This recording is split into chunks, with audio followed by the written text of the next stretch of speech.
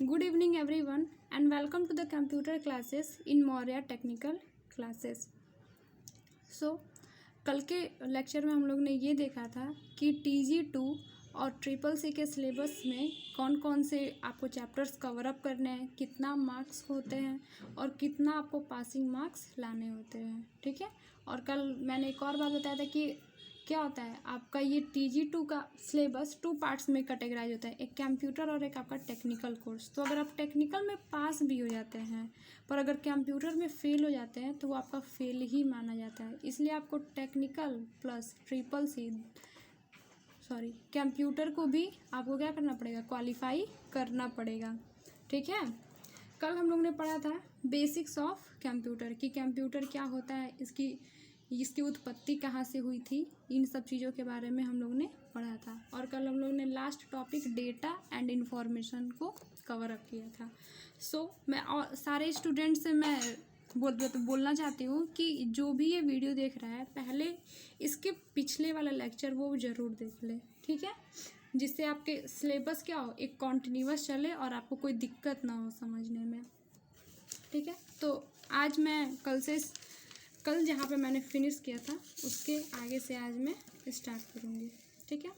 कल हम लोग ने डेटा और इन्फॉर्मेशन पढ़ा था लास्ट टॉपिक, और आज हम लोग पढ़ेंगे प्रिंसिपल ऑफ कंप्यूटर, ठीक है। देखिए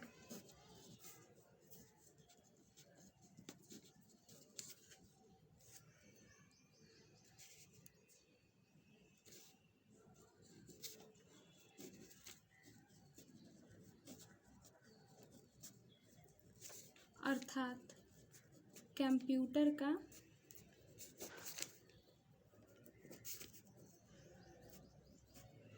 सिद्धांत,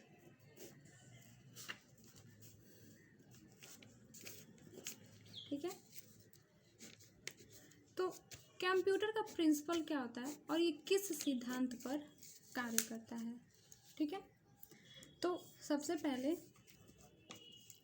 कंप्यूटर को हम लोग सबसे पहले क्या देते हैं, इनपुट देते हैं, ठीक है।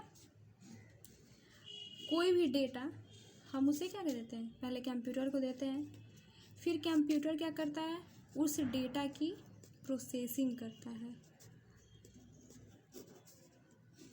और प्रोसेसिंग करने के बाद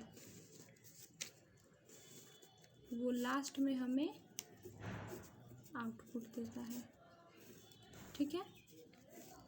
तो यही हमारा क्या होता है, कंप्यूटर का सिद्धांत, कि हम कंप्यूटर को कुछ भी इनपुट देते हैं, वो उसे प्रोसेस करने के बाद फिर हमें आउटपुट के रूप में हमें वो दे देता है, ठीक है। तो सबसे पहले बात करते हैं इनपुट। तो इनपुट क्या होता है, तो इनपुट दो चीज़ों से मिलके बना है, पहला डेटा और दूसरा इंस्ट्रक्शन। देखिए जैसा कि मैंने सभी स्टूडेंट्स को बोला था कि आप इस वीडियो को देखने से पहले मैंने इसके पिछला जो वीडियो बनाया था वो ज़रूर देख लें, ठीक है, जिसमें मैंने ये बताया था कि डेटा होता क्या है। तो डेटा आपका क्या होता है, रॉ फैक्ट्स होता है, ठीक है। और इसका डेफिनेशन मैंने क्या बताया था कि डेटा वो होता है जिसका कोई अर्थ नहीं होता है या जिसका सबके लिए अलग अलग अर्थ होता है, ठीक है। और इंस्ट्रक्शन क्या होता है, निर्देश, ठीक है। जैसे मान लीजिए दो हमारा क्या है, एक डेटा है, 5 भी क्या है, हमारा डेटा है।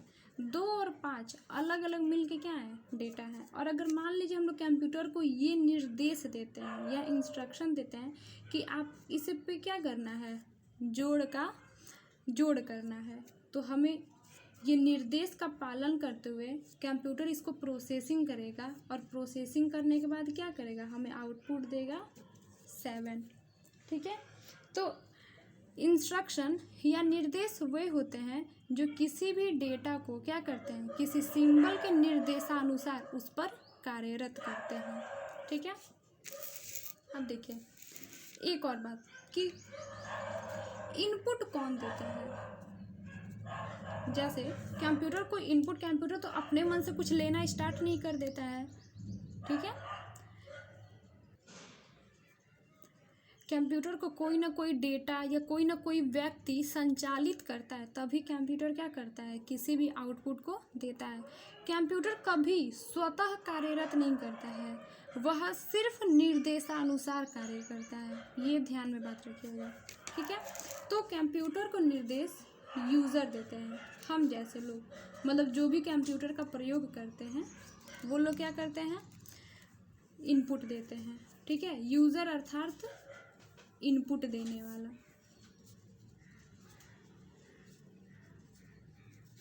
ठीक है। तो यूजर इनपुट किस रूप में देता है, यह मानवीय भाषा में देता है,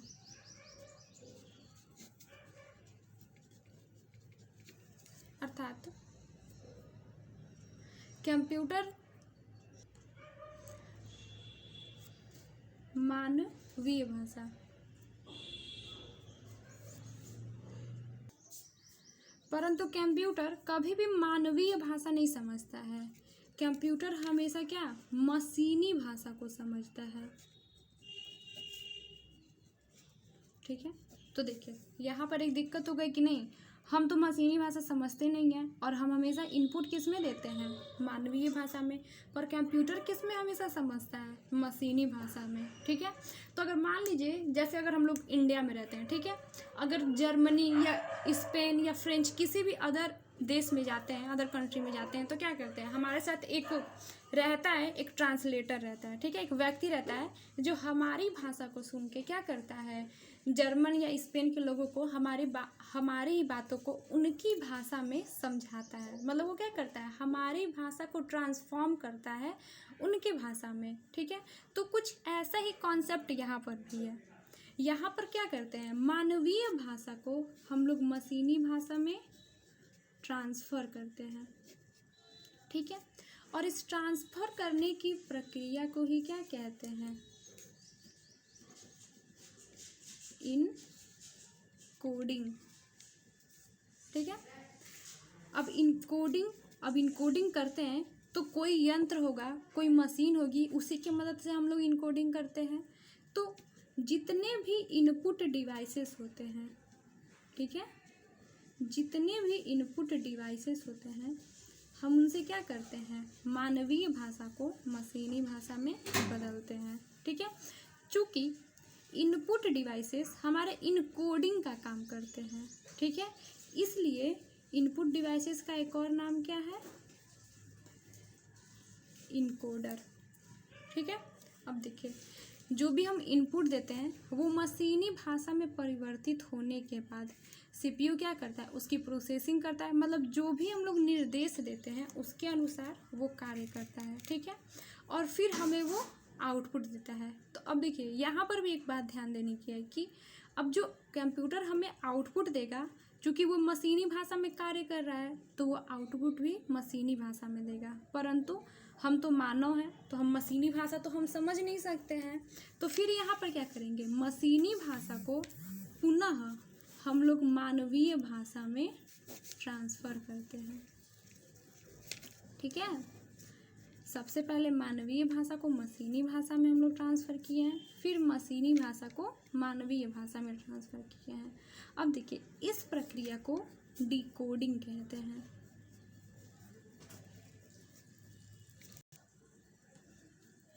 अब देखिए डिकोडिंग करने के लिए भी हमें किसी यंत्र की आवश्यकता पड़ेगी और उस यंत्र को क्या कहते हैं हम लोग, आउटपुट डिवाइस, ठीक है। और चूँकि आउटपुट डिवाइसेस क्या करते हैं, मशीनी भाषा को मानवीय भाषा में बदल रहे हैं, मतलब डिकोडिंग कर रहे हैं, तो इसलिए हम लोग आउटपुट डिवाइसेस को डिकोडर भी कहते हैं, ठीक है। और यही क्या है, हमारे कंप्यूटर का प्रिंसिपल है कि इसी सिद्धांत पर हमारा कंप्यूटर कार्य करता है। सबसे पहले हम लोग मानवीय भाषा में इनपुट देते हैं, उसके बाद हम मानवीय भाषा को फिर मशीनी भाषा में ट्रांसफ़र करते हैं, उसके बाद सीपीयू क्या करता है, प्रोसेसिंग का कार्य करता है, फिर प्रोसेसिंग करने के बाद हम लोग मशीनी भाषा को मानवीय भाषा में फिर ट्रांसफ़र करते हैं। इनकोडिंग करने के लिए हम लोग इनपुट डिवाइसेस का प्रयोग करते हैं, जिन्हें इनकोडर भी कहते हैं। और फिर मशीनी भाषा को मानवीय भाषा में बदलने के लिए हम लोग आउटपुट डिवाइसेस का प्रयोग करते हैं, जिन्हें डिकोडर भी कहते हैं। ठीक है, अब हम लोग देखेंगे कंप्यूटर के लाभ तथा हानियाँ, अर्थात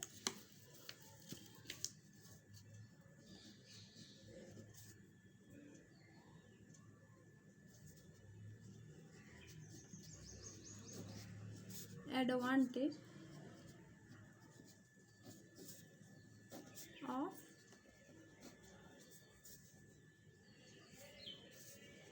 कंप्यूटर।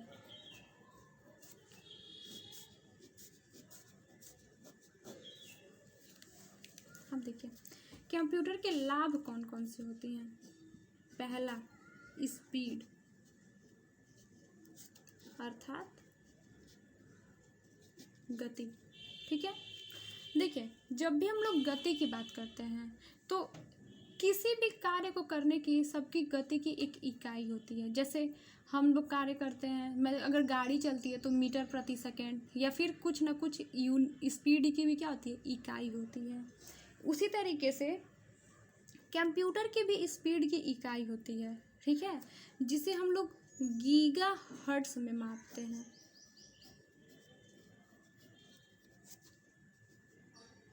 ठीक है, जिसे GHz भी कहते हैं। ठीक है, इसका मतलब क्या कि कंप्यूटर गीगाहर्ट्ज अर्थात 10⁻9। इसका मतलब क्या कि 1 के आगे 9 शून्य। ठीक है, इसका मतलब कि कंप्यूटर 1 सेकंड में 10⁻9 गणनाएं कर सकता है। मतलब इतनी गणनाएं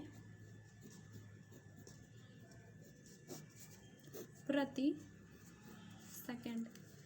तो सोच लीजिए कि कंप्यूटर का स्पीड कितना है। हमारे पलक झपकते ये बहुत सारा कैलकुलेशन एक समय पे एक साथ कर सकता है। ठीक है, और देखिए एक और बात जानने योग्य है कि आजकल जो कंप्यूटर हम लोग प्रयोग कर रहे हैं, ठीक है, ये तो मतलब थोड़ा से पिछले जनरेशन के पिछले समय का थोड़ा सा ये कंप्यूटर का स्पीड था।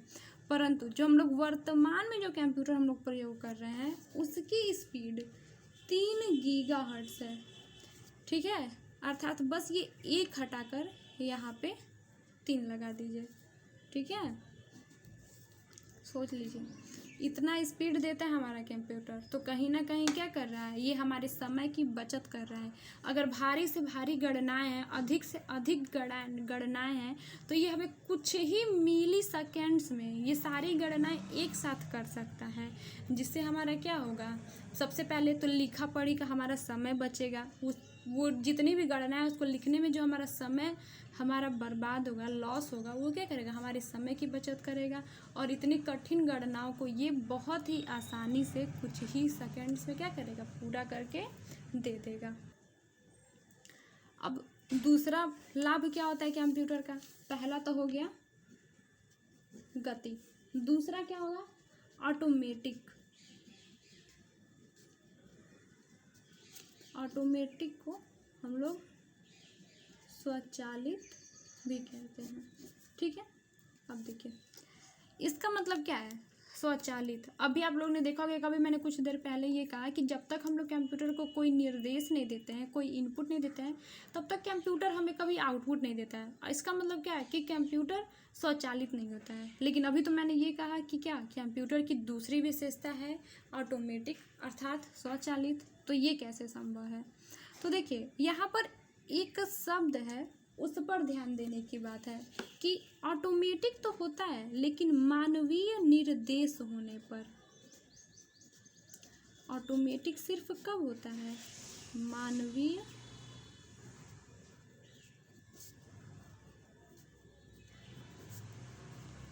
निर्देश होने पर।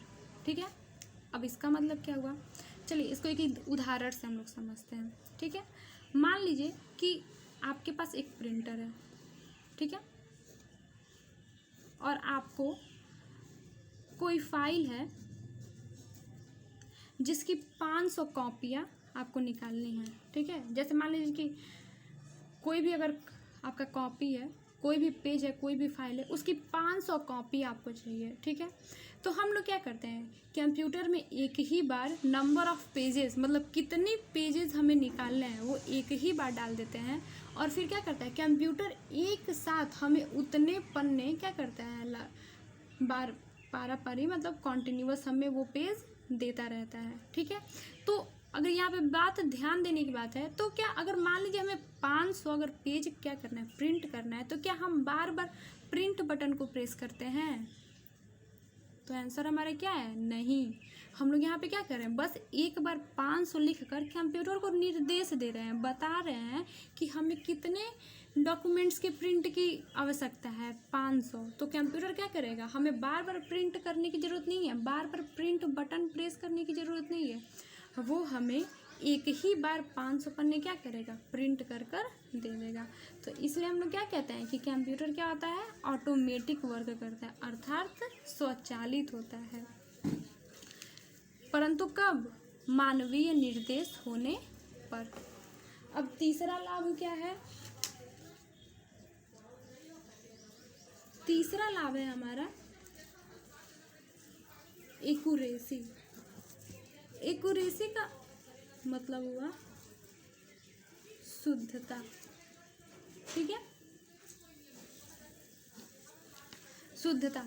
तो शुद्धता का यहाँ पर तात्पर्य ये है कि कंप्यूटर हमेशा 100% शुद्ध और सही आंसर देता है।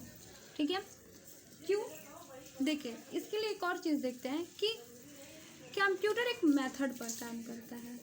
ठीक है, मतलब एक विधि है, मेथड है, कार्य करता है, और वो विधि कौन सा है, गीगो।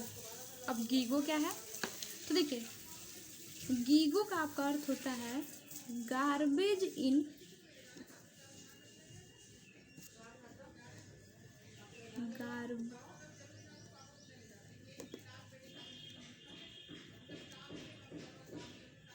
Garbage out. ठीक है, अब देखिए इसका मतलब क्या है, garbage in garbage out. Garbage means पता होगा आप लोग को, कूड़ा कचरा होता है। ठीक है, तो इसका मतलब क्या है कि गार्बेज इन गार्बेज आउट। अगर हम लोग गलत निर्देश देंगे या गलत इनपुट देंगे तो हमें हमेशा आउटपुट कैसा मिलेगा, गलत ही मिलेगा। लेकिन अगर हम लोग सही इनपुट देते हैं तो हमें हमेशा आउटपुट कैसा मिलेगा, सही मिलेगा। ठीक है, अरे आप लोग सुने होंगे, जैसा बोओगे वैसा पाओगे। ठीक है, तो कंप्यूटर भी कुछ इसी सिद्धांत पर काम करता है। ठीक है, कि जैसा हम लोग इनपुट देंगे, अगर सही इनपुट देंगे तो हमें हमेशा सही आउटपुट मिलेगा, और अगर हम लोग गलत इनपुट देते हैं तो हमें गलत आउटपुट भी मिलता है। ठीक है, इसलिए हम कह सकते हैं कि कंप्यूटर क्या होता है, कंप्यूटर की एक्यूरेसी 100% होती है। ठीक है, कंप्यूटर कभी कोई गलती नहीं करता है। अब चौथा एडवांटेज क्या है कंप्यूटर का, तो चौथा एडवांटेज है डिलीजेंसी। डिलीजेंसी अर्थात उद्यमशीलता।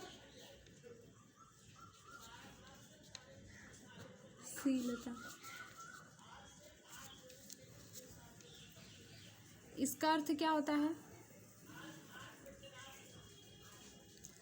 उद्यमशीलता का अर्थ होता है, चलिए इसको भी पहले के एग्जाम्पल से देखते हैं। ठीक है, अगर मान लीजिए आपको कोई काम दिया जाता है, ठीक है, जैसे मान लीजिए आपको पढ़ाया ही जाता है। ठीक है, तो आप लोग स्कूलों में पढ़ते होंगे तो क्या होता होगा, पहले 3 घंटे चलती है, 3-4 घंटे चलती है, उसके बाद क्या होता है, फिर हमें लंच टाइम होता है, मतलब ब्रेक दिया जाता है, फिर उसके बाद से 2-3-4 घंटे चलती है, और फिर उसके बाद छुट्टी हो जाती है। तो इसका मतलब क्या कि अगर मानव शरीर से लगातार कोई भी कार्य करवाया जाए तो मानव शरीर लगातार काम नहीं कर सकता। आप ही किसी काम को लगातार 3-4 घंटे से कर रहे हो तो आप क्या कहेंगे कि बस हो गया, अब नहीं होगा, अब मैं थक गया हूँ या अब मैं थक गई हूँ, अब मुझसे ये कार्य नहीं होगा। लेकिन क्या कभी किसी ने ये सुना है क्या कि कंप्यूटर कहता है कि नहीं यार अब मैं कैलकुलेशन नहीं करूँगा, मैं थक गया हूँ? नहीं कहता है। कभी कहेगा? नहीं कहेगा। अगर आप कंप्यूटर को 24/7 आवर्स वर्क करवाएंगे तब भी कंप्यूटर आपका कॉन्टिन्यूअस लगातार कार्य करेगा। ठीक है, बस दिक्कत ये है कि कोई टेक्निकल इशू नहीं आना चाहिए। टेक्निकल इशू मतलब अगर बिजली चली गई तब तो भाई कंप्यूटर नहीं चल सकता है। अब उसमें कंप्यूटर की कोई गलती नहीं है। ठीक है, तो यहाँ पे है डिलीजेंसी। डिलीजेंसी अर्थात उद्यमशीलता, मतलब कंप्यूटर कभी भी कार्य करते हुए थकता नहीं है। तो यहाँ पे कह सकते हैं कि कंप्यूटर कभी भी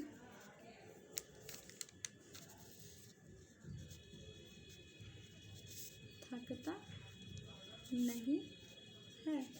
ये भी कंप्यूटर की क्या हो गई, एक गुण हो गया, एक लाभ हो गया। ठीक है, पांचवा क्या है,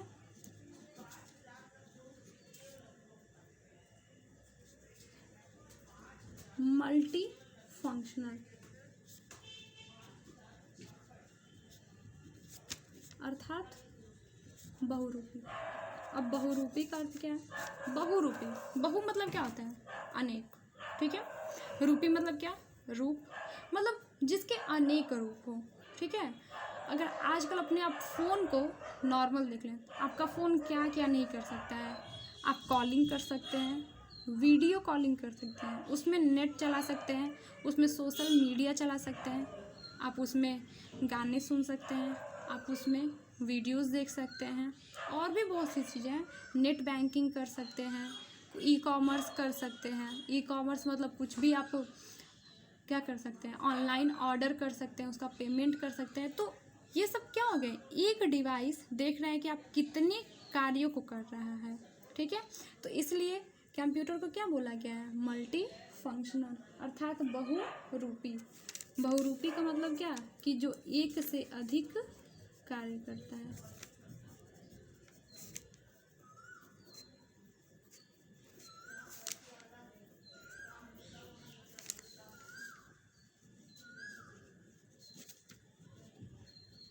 कार्य करता है।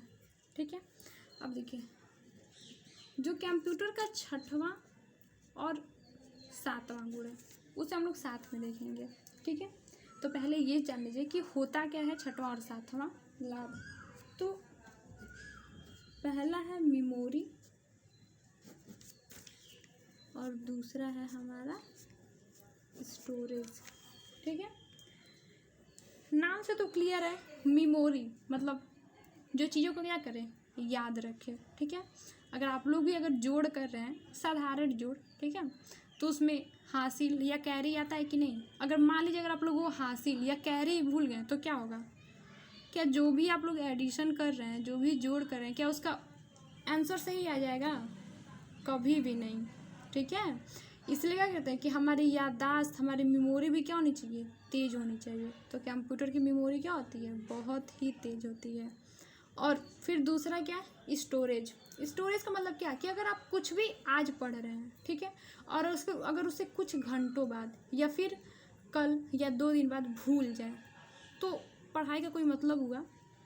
वैसे तो बहुत से बच्चे पढ़ के भूल जाते हैं, ये अलग बात है कि उसे रिवीजन नहीं करते हैं। ठीक है, लेकिन क्या स्टोरेज मतलब हमारे दिमाग की याद करने की क्षमता की भी क्या होनी चाहिए?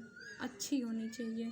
ठीक है, तभी तो हम लोग एग्ज़ाम में उसे याद करके जाते हैं या पढ़ के जाते हैं, तो उसे लिखते हैं तो अच्छे नंबर्स आते हैं।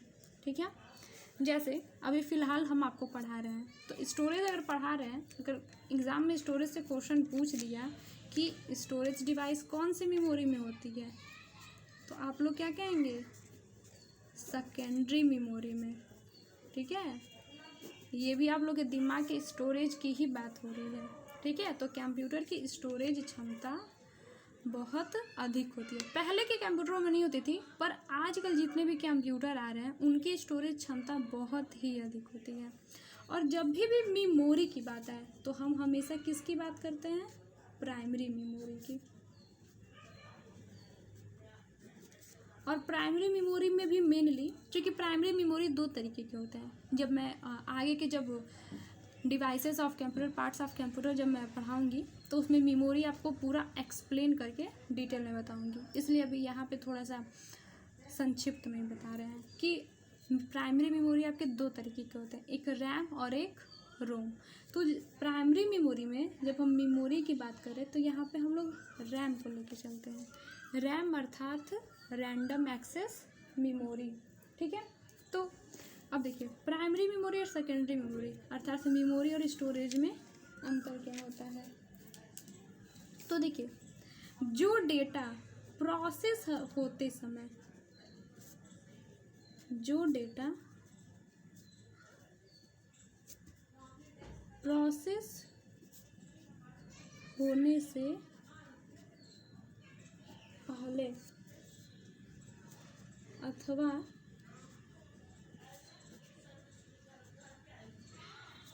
प्रोसेस करते समय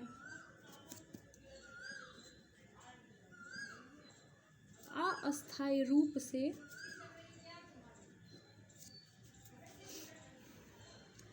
जहाँ रखा जाता है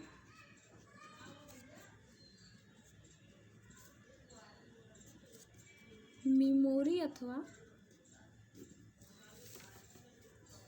प्राइमरी मेमोरी कहलाता है। और सेकेंडरी मेमोरी में क्या कहेंगे, जब डेटा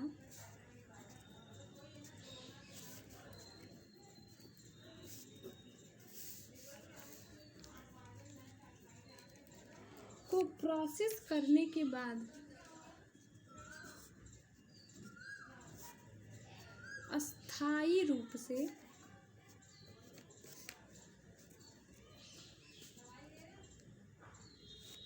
जहाँ रखा जाता है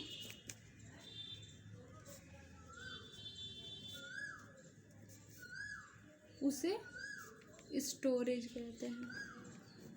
और स्टोरेज हमेशा सेकेंडरी मेमोरी में करते हैं। देखिए यहाँ पे बात है, ध्यान से सुनिए कि जब डेटा प्रोसेस होने से पहले अथवा प्रोसेस करते समय अस्थायी रूप से जहाँ रखा जाता है उसे मेमोरी कहते हैं, ठीक है।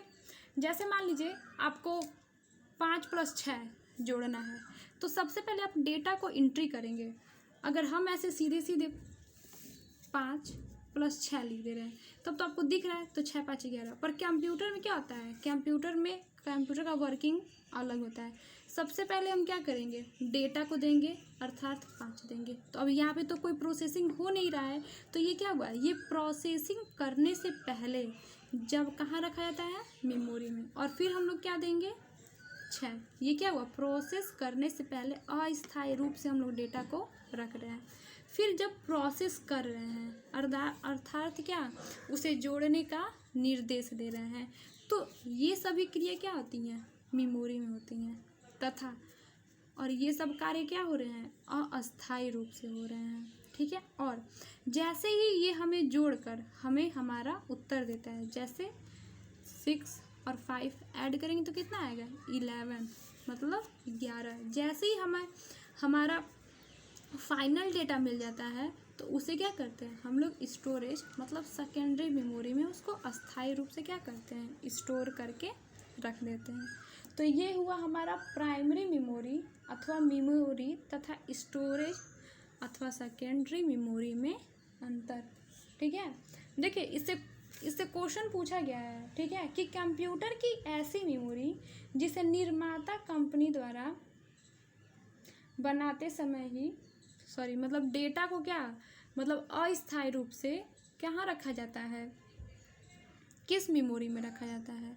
तो हम हमेशा कौन सी मेमोरी कहेंगे, प्राइमरी मेमोरी, ठीक है। कि डेटा को अस्थायी रूप से प्रोसेस करने से पहले कहाँ रखते हैं, तो वो उसका आंसर क्या हो जाएगा, प्राइमरी मेमोरी, ठीक है। चलिए, तो ये सब तो हो गया कि कंप्यूटर के लाभ कौन कौन से हैं। अब हम लोग कंप्यूटर के हानि अथवा डिसएडवांटेज के बारे में देखेंगे।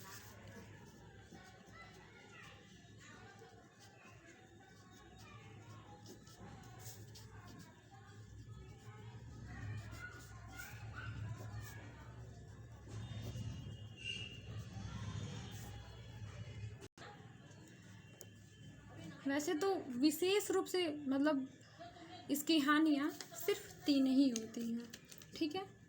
पहला, लैक ऑफ कॉमन सेंस।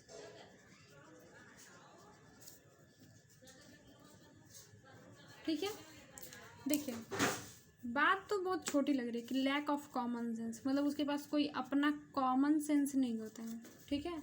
पर ये बात बहुत ही इम्पोर्टेंट है। आप लोगों ने अपने दैनिक जीवन में भी देखा होगा कि कहते हैं कि अरे तुम्हारे पास कॉमन सेंस नहीं है क्या, ठीक है। तो कंप्यूटर के पास कॉमन सेंस कैसे नहीं है, ठीक है। चलिए इसको भी एक उदाहरण से देखते हैं। जैसे मान लीजिए कि अगर मान लीजिए आप मार्केट में जाते हैं, ठीक है। तो मार्केट में जाने के बाद क्या आपको मम्मी कहेंगी कि आप मार्केट से जाइए, ये सामान खरीदना है आपको, ठीक है। तो आप मार्केट से जाएंगे, ये सामान जो भी कहेंगे वो आप खरीद लेंगे, ठीक है। अगर मम्मी आपसे अगर ये ना कहें कि खरीदने के बाद वापस घर आ जाना, तो क्या आप लोग घर नहीं आएंगे? मार्केट में ही हमेशा घूमते रहेंगे कि मम्मी ने तो ये कहा ही नहीं कि वापस घर आ जाना बेटा। तो आपके पास हम लोग क्या यहाँ पे हम लोग अपना कॉमन सेंस यूज करके क्या करेंगे, मम्मी ने जो भी कहा है कि मार्केट से लाने के लिए वो लेंगे और फिर उसके बाद कहाँ आ जाएंगे, घर आ जाएंगे, ठीक है। लेकिन कंप्यूटर हमारा इस तरह वर्क नहीं करता है। कंप्यूटर कैसे वर्क करता है कि अगर मान लीजिए आप कोई भी फाइल लिख रहे हैं, कोई भी डॉक्यूमेंट बना रहे हैं, ठीक है। तो कितना भी इम्पोर्टेंट फाइल हो, कितना भी इम्पोर्टेंट, कंप्यूटर उसको कभी अपने आप सेव नहीं कर सकता है, ठीक है। जब तक आप उसे सेव ना करें, लाइट चली जाएगी, पावर ऑफ हो जाएगा आपका। वो अगर डेटा अगर आपने सेव नहीं किया है तो वो सारा डेटा भी आपका क्या होगा, इरेज हो जाएगा, ठीक है। लेकिन कंप्यूटर के पास अपना कॉमन सेंस नहीं होता है कि ये हमारा इम्पॉर्टेंट डॉक्यूमेंट हो तो इसे हम क्या करें, यूज़र के बिना सेव किए ही सेव कर दें। ऐसा कभी नहीं हो सकता है, ठीक है। इसलिए हम लोग कहते हैं कि कंप्यूटर के पास क्या होता है, लैक ऑफ कॉमन सेंस होता है। दूसरा क्या, enable in self protecting.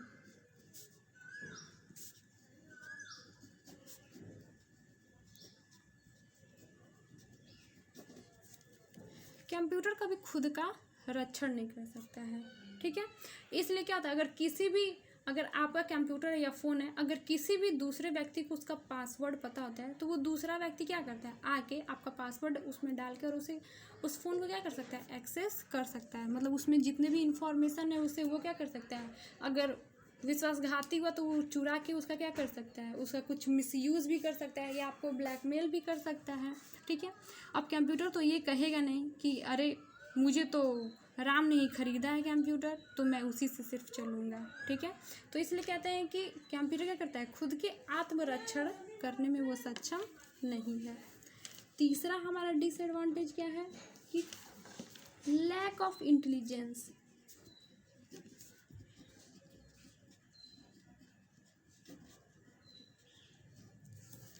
Lack of intelligence का मतलब क्या कि कंप्यूटर सिर्फ निर्देशों पर कार्य करता है, ठीक है। उसे जितना निर्देश दिया जाएगा वो उतने ही निर्देश को क्या करेगा, पूर्ण करके फिर वो रुक जाएगा। तो कंप्यूटर के पास क्या होती है, लैक ऑफ इंटेलिजेंस। तो ये सब हो गए, ये तीनों आपके डिसएडवांटेज ऑफ कंप्यूटर, ठीक है। देखिए इन्हीं कुछ डिसएडवांटेज की वजह से आजकल कंप्यूटर में बहुत से क्राइम हो रहे हैं, ठीक है, जिन्हें साइबर क्राइम के नाम से जाना जाता है, ठीक है, जिसमें हैकिंग वगैरह भी आते हैं, ठीक है। तो इस वजह से हमें इन सब चीज़ों पे ध्यान देने की ज़रूरत है। अब हम लोग कल next topic history of computer ये हम स्टार्ट करेंगे, ठीक है। ओके, तब तक thank you all of you, thank you so much, good evening.